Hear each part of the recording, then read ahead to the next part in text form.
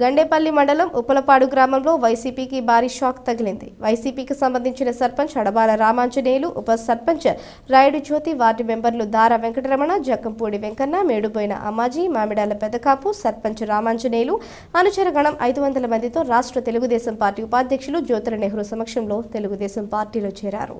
వీరందరికీ నెహ్రూ పార్టీ కండువాలతో స్వాగతం పలికారు. ముందుగా జ్యోతుల నెహ్రూకు భారీ ఊరేగింపుకు నాయకులు, కార్యకర్తలు, అభిమానులు బాణాసంచా కాల్పులతో గ్రామ సచివాలయం వరకు మహిళల మంగళ హారతులతో ఘన స్వాగతం పలికారు. ఈ సందర్భంగా ఆంజనేయులు మాట్లాడుతూ ఈ ప్రభుత్వంలో సర్పంచ్గా పనిచేస్తున్నందుకు బాధపడుతున్నామన్నారు. పంచాయతీ నిధులన్నీ పక్కదారి మళ్లించి సర్పంచులను ఏ పని చేయకుండా పంచాయతీరాజ్ వ్యవస్థని ముఖ్యమంత్రి జగన్ నాశనం చేశాడన్నారు. ఆఖరికి డ్రైన్లలో మట్టి కూడా తీయలేని పరిస్థితుల్లోకి వచ్చామని, రాబోయే తెలుగుదేశం పార్టీలో పంచాయతీలు మళ్లీ పూర్వ వైభవం సంతరించుకోవాలని ఆశాభావం వ్యక్తం చేశారు.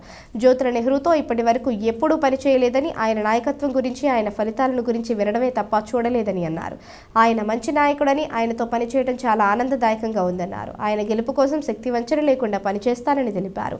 ఈ సందర్భంగా నెహ్రూ మాట్లాడుతూ తాను 1980లో రాజకీయాల్లోకి వచ్చారని, సుమారు 44 సంవత్సరాల కాలంగా నాతో పనిచేయని ఏకైక కుటుంబం అడబాల కుందరాజు కుటుంబం అని పేర్కొన్నారు. అయితే ఈ రోజు వారి కుమారుడు సర్పంచ్ రామాంజనేయులు పార్టీలో చేరడం పార్టీ గెలుపుకు శుభసూచకమని, ఆంజనేయులు భాస్కర్రావు ఆధ్వర్యంలో గ్రామాన్ని మరింత అభివృద్ధి చేస్తారని అన్నారు. ఈ కార్యక్రమంలో నియోజకవర్గంలోని టీడీపీ నాయకులు పాల్గొన్నారు.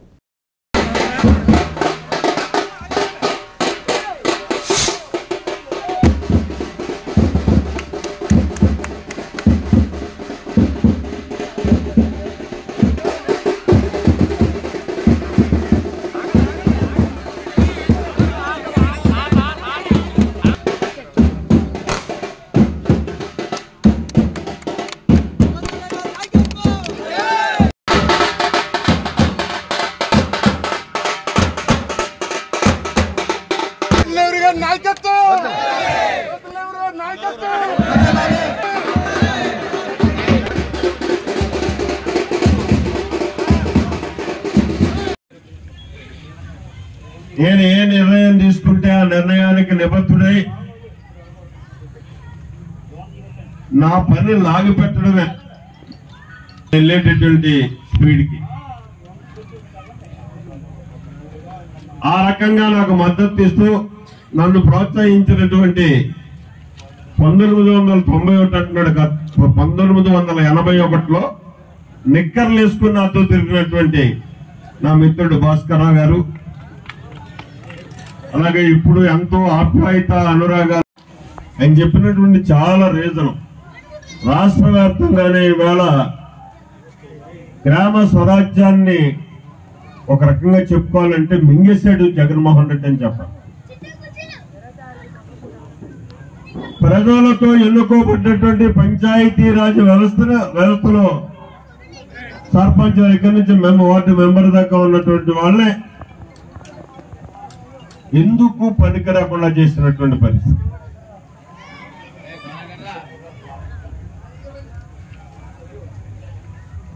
మరి అటువంటి పరిస్థితుల్లో ఇంకా నిజంగా ఆనాడు పార్టీ ఏదైనా సరే రాజీవ్ గాంధీ తెచ్చినటువంటి గౌరవనీయులు రాష్ట్ర పార్టీ ఉపాధ్యక్షులు జ్యోతుల నెహ్రూ గారికి, తెలుగుదేశం పార్టీ నాయకులకు, కార్యకర్తలకు, అలాగే ఇక్కడ చేసినటువంటి ఉప్పలపాడు గ్రామ ప్రజలకు, మీడియా మిత్రులకు, అయినటువంటి పంచాయతీ పాలకవర్గ సభ్యులకు,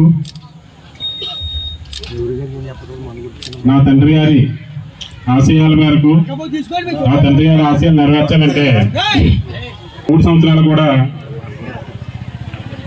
ఏమీ చేయలేని పరిస్థితి ఈ వైఎస్ఆర్ కాంగ్రెస్ పార్టీలో. ఏంటంటే 14th ఫైనాన్స్ 30 లక్షలు ఉండేదాన్ని సర్పంచ్ ఎగ్గేటప్పటికి 30 లక్షలు మార్చి 31 చూసాం, ఏప్రిల్ 2వ తారీఖుకి ఖాళీ. తర్వాత 40 లక్షలు 15th ఫైనాన్స్ అండి, 40 లక్షలు ఖాళీ. ఏంటంటే ఒక తీర్మానం లేదు, గ్రామ సభ తీర్మానం లేదు, ఊరిని అభివృద్ధి చేద్దామంటే రూపాయి